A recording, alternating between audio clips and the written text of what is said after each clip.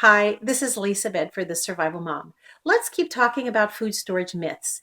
In the first video in this series, Food Storage Myths Part 1, we covered 5 popular myths, and some of these you may have heard before. You should stock up on lots of wheat. Beans last forever. If they're hungry enough, they'll eat it.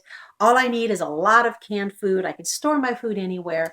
I discuss those in a lot more detail in video 1, which is uploaded to Facebook, YouTube, and you'll also find it on my blog with an article that is providing lots more details and links on the topic of food storage myths. But let's go to food storage myth number 6, and let's see if it's one you may have heard of or believed yourself. I can stock up on a year's worth of food and won't need to worry about food anymore. What a great system that would be. You buy it, you put it in storage somewhere, you forget about it. And then when everything hits the fan, there it is just waiting for you. Well, if you don't know how to put that food to use, then truly you're going to struggle in the first weeks or months, perhaps, of surviving some kind of worst case scenario. After all, if you have never heard of Germaid, then how can you prepare it for your family? Or if you have never eaten cracked wheat cereal, how do you know how to make it? And is it going to cause digestive problems for you and the little ones as they eat this food that is full of fiber their systems have never processed before? You have buckets of wheat. Well, congratulations. But do you know how to make bread from the wheat grains, the wheat berries themselves? And what else can you use the wheat for? You really want to learn how to put that food to use now before something really terrible happens and it's just you and that closet full of food. Myth number 7. My food will last X number of years because that's what the food storage company says. Well, I have purchased food from some really great companies, from Thrive Life to Augustin Farms, Honeyville, Emergency Essentials, and on all of their packages on their websites, they do indeed have shelf lives of 20 years for a food item, 25 or more.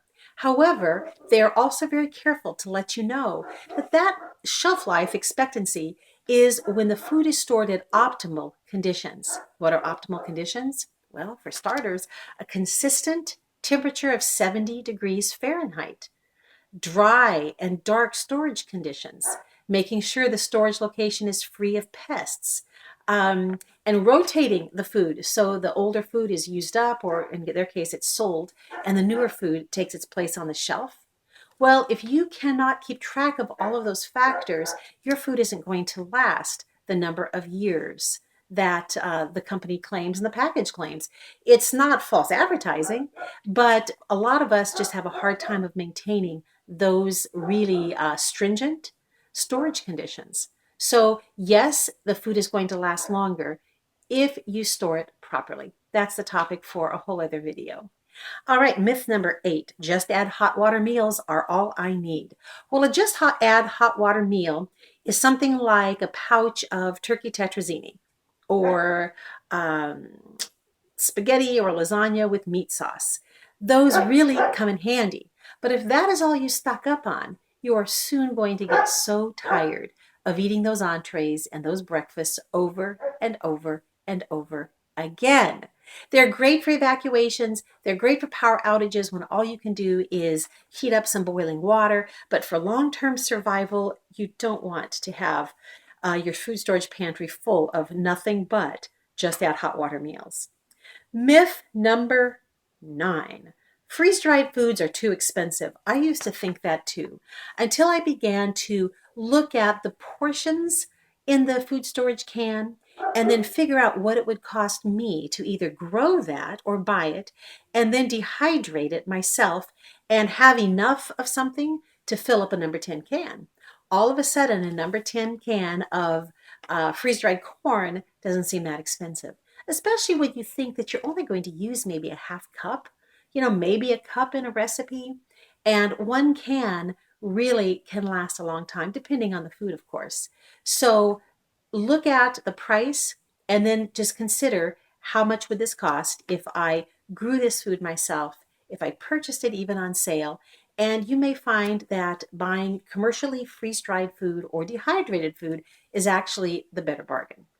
And number 10, This one is a good one. The food storage expert's plan is going to work for me. Well, a food storage expert is just someone who has studied food storage. They probably know more about it than you do, and they put together a plan and they say that for a family of 4, you need so many hundreds of pounds of wheat and salt and sugar. But I have found that a lot of these plans just do not suit my family at all. For example, I have seen plans that call for large amounts of flavored gelatin, also known in my house as Jell-O, something that we virtually never eat, and molasses. I have some molasses in my pantry. I can make brown sugar with it, but it isn't something that we normally eat. Sometimes these food storage calculators are outdated.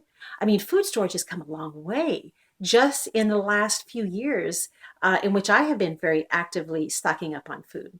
So just because there is a food storage plan out there does not mean it's the right one for your family. And nor does it mean that you have to stick to it strictly. Always, always customize to your own needs and your own circumstances. So, those are my final 5 food storage myths in my list of 10. You can read a lot more about these myths by going to thesurvivalmom.com/food storage myths. I will catch you the next time around.